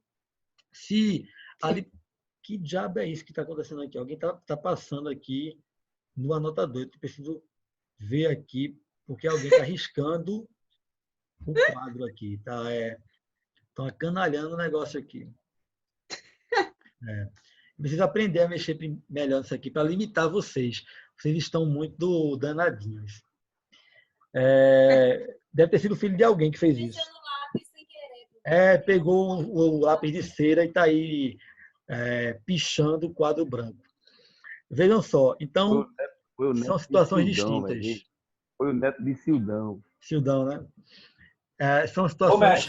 Oi. São os filhos de Marcelo. Veja só, nesse caso aqui da fiança, certo? Uhum. Aí, eu não consegui, mestre, entender assim a lógica. Vamos supor, uma fiança, certo? Com medida cautelar diversa, certo? Da prisão. Ela vai assegurar o quê, na realidade? Porque fiança é dinheiro. Certo. Ele vai assegurar o quê, no final das contas? Ela vai assegurar que o indivíduo dê uma contrapartida pecuniária, certo? Nada impede que ela seja acumulada com outra medida, a fiança com outra medida em conjunto, mas só a fiança pode ser também uma medida cautelar diversa da prisão, entendeu? De o indivíduo ter dispensado o dinheiro, né? E evidentemente vai ser em situações em que o dinheiro vai ser em uma importância considerável para a pessoa que vai prestar a fiança, certo? E aí o que é que se entende? Que o indivíduo, na hora que presta a fiança, ele não tem a intenção de descumprir a medida cautelar sob pena de perdimento da fiança. Sob pena de perdimento da fiança. E se ele perder a fiança, ele pode perder aí o valor integral dessa fiança, entendeu? E aí, perdendo a fiança, ele pode dar ensejo, dado o descumprimento da medida cautelar, dar ensejo, em último caso, a decretação da prisão preventiva. Respondi, Júlio? Perfeito, caiu minha ficha, obrigado. Por nada. Eita, que coisaram tudo mesmo aqui. Mas ainda bem, dá para ver aí, a gente está no monitoramento eletrônico, é a última medida cautelar diversa da prisão, certo? É a última medida cautelar diversa da prisão. E esse monitoramento eletrônico, né, nada mais é do que um acompanhamento em tempo real e remoto, né, ou seja, a distância, é um acompanhamento em tempo real e remoto da localização geográfica do indivíduo, sabendo exatamente onde ele está. E aí, a partir desse acompanhamento, a gente tem o decreto 7627 de 2011, que regulamenta o uso do monitoramento eletrônico. O monitoramento eletrônico ele foi inserido no CPP pela Lei 12.258 de 2010. Né? E ele, na Lei de Execuções Penais, ele na LEP, ele é utilizado para as saídas temporárias do regime semiaberto e para o cumprimento de prisão domiciliar. Né? No projeto de lei, ele foi pensado de um modo mais amplo, inclusive para monitorar o livramento condicional, a suspensão condicional da pena e outras situações que me falham a memória agora, mas ele era mais abrangente. Entretanto, quando o projeto de lei seguiu para a sanção do presidente da República em 2010, ele vetou diversos dispositivos e deixou apenas o monitoramento eletrônico para as hipóteses envolvendo a saída temporária, no caso de cumprimento em regime semiaberto, e em relação ao monitoramento relacionado à prisão domiciliar, certo? Então, e aí a justificativa, se não me engano, na época, ao veto, era de que não seria possível dar cumprimento a monitoramento eletrônico por questão orçamentária em relação às outras hipóteses que a LEP estabelecia. E aí, então, o monitoramento ficou só para essas duas situações. E aí, vejam, nessa ideia do monitoramento eletrônico em relação às saídas temporárias do semiaberto e a prisão domiciliar, a gente tem a adoção do que se chama de sistema backdoor, ou seja, é uma antecipação do desencarceramento do indivíduo, é uma antecipação do desencarceramento do indivíduo, permitindo que ele antecipadamente volte ao convívio social, desde que monitorado eletronicamente. A ideia que a gente tem no monitoramento eletrônico aqui, nas medidas cautelares diversas da prisão, é um outra sistemática, é o chamado sistema front door, ou seja, é um sistema que impede o indivíduo de ir para o cárcere, né? O backdoor, o sistema backdoor, vai fazer com que o indivíduo saia do cárcere de modo antecipado. O front door, ele vai impedir que o agente entre no cárcere de modo antecipado, por uma razão muito óbvia. Se eu posso monitorar eletronicamente esse indivíduo, eu estou dizendo que eu não necessito decretar a preventiva dele e colocá-lo no cárcere antes da decisão final condenatória. Por isso, a medida cautelar do monitoramento eletrônico, ela está aí compreendida dentro do sistema chamado sistema front door, que é um sistema que impede, evita, na verdade, que o agente seja colocado no cárcere de modo antecipado, contrapondo-se, na verdade, ao outro sistema, que é o sistema backdoor, que faz com que o indivíduo que já está no cárcere saia dele de modo antecipado. A finalidade do monitoramento eletrônico pode ser detentivo, restritivo ou vigilante. O detentivo é quando você vai monitorar, por exemplo, o indivíduo no cumprimento da prisão domiciliar. Ou seja, foi decretada a prisão domiciliar e eu quero monitorar para deter esse sujeito dentro do domicílio dele. Então, a finalidade do monitoramento nessa situação da prisão domiciliar é detentiva, né? Ela pode ser restritiva, como no caso que a gente está vendo agora, né? Eu estou restringindo o sujeito a ter o acesso ou a frequência a determinados lugares, e aí essa restrição será objeto de monitoramento eletrônico. Ou eu posso ter de um modo meramente vigilante. Por exemplo, fazer com que o indivíduo não saia da comarca, né, onde reside, sem prestar esclarecimentos ao juízo.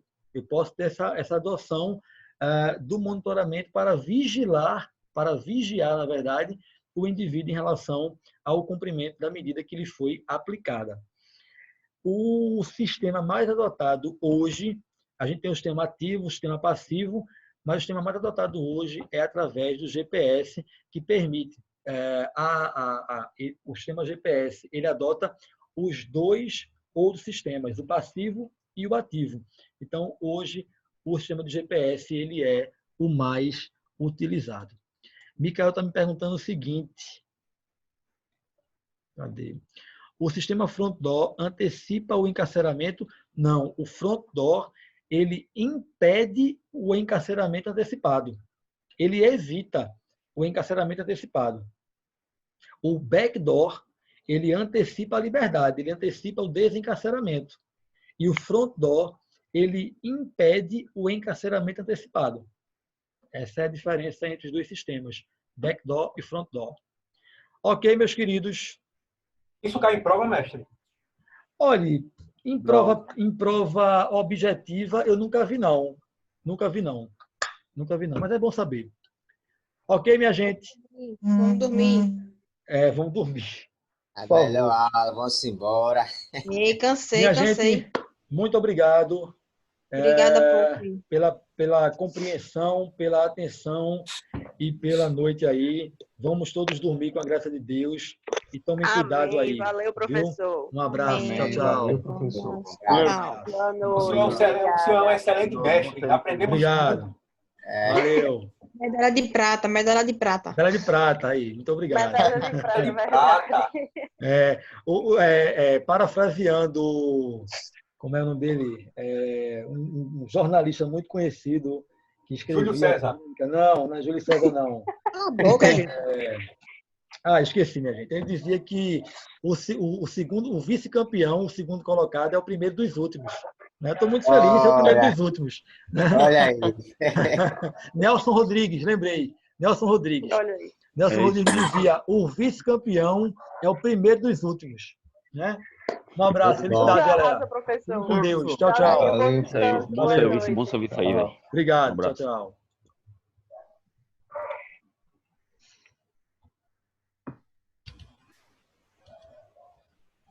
É hora de dar tchau. Cadê?